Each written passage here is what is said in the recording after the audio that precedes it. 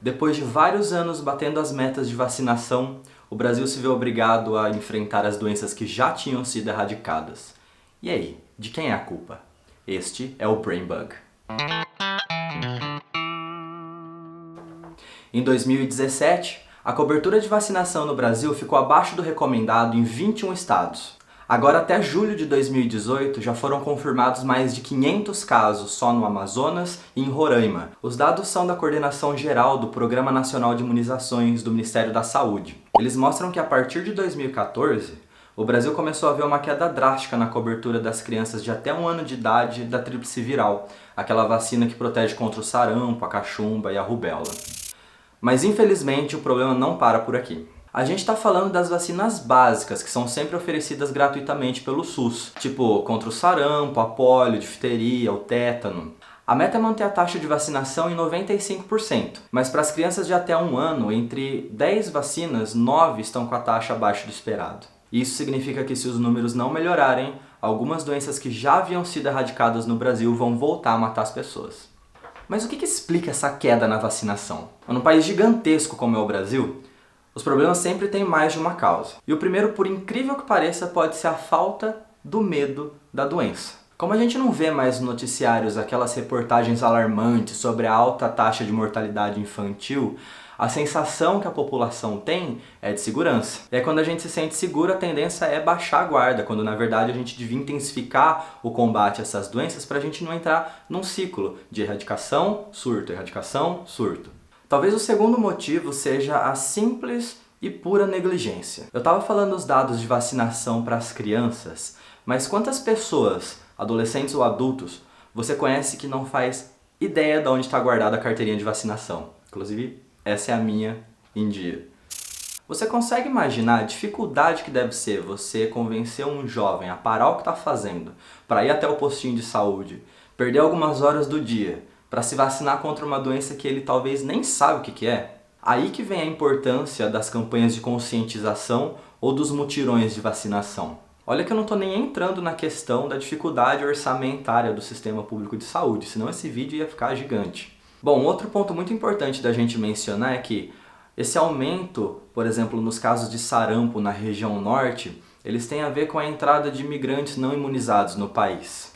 Mas pensa comigo.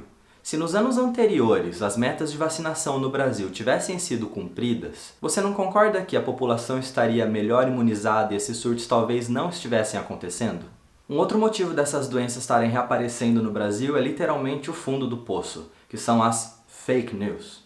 Como é que pode estar cada vez mais comum a disseminação de, entre aspas, notícias sem pé nem cabeça demonizando a vacinação? Galera, entendam. As vacinas foram feitas para salvar vidas. Ponto. Se a taxa de mortalidade infantil na década de 70 era de mais ou menos 90 crianças a cada 1000, hoje esse número não chega a 20. Isso significa que pelo menos alguma coisa a gente está fazendo certo. Uma dessas coisas, obviamente, são os investimentos com pesquisa e campanha de vacinação. Entre os absurdos disseminados pelos grupos anti-vacina estão os argumentos tipo elas causariam autismo, ou elas contaminam o paciente com o vírus, ou ainda que a OMS mente em favor da grande indústria farmacêutica. Mas aí, como disse o Carl Sagan, se você quiser salvar o seu filho da polio, você pode rezar ou você pode imunizar. Escolhe a ciência. Aliás, esse último motivo aqui sobre as fake news, os grupos anti-ciência, na verdade foram um dos motivos do Luan e eu criarmos esse canal. Inclusive o Luan fez 2 ótimos vídeos, um sobre a ozonioterapia e outro sobre a dieta do limão, que vale muito a pena a gente assistir para entender como é que se propaga tão facilmente esses discursos dos milagres da ciência que a galera acaba engolindo sem se questionar.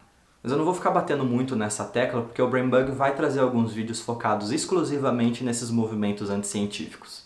Mas, basicamente, se a gente quer viver num mundo livre dessas doenças, a gente não pode simplesmente negligenciar o trabalho de profissionais que dedicam a vida inteira para descobrir as curas e as prevenções dessas doenças. Depois que voltou para a mídia esses casos do ressurgimento das doenças que já tinham sido erradicadas, tem uma certa apreensão por parte da população e da administração pública.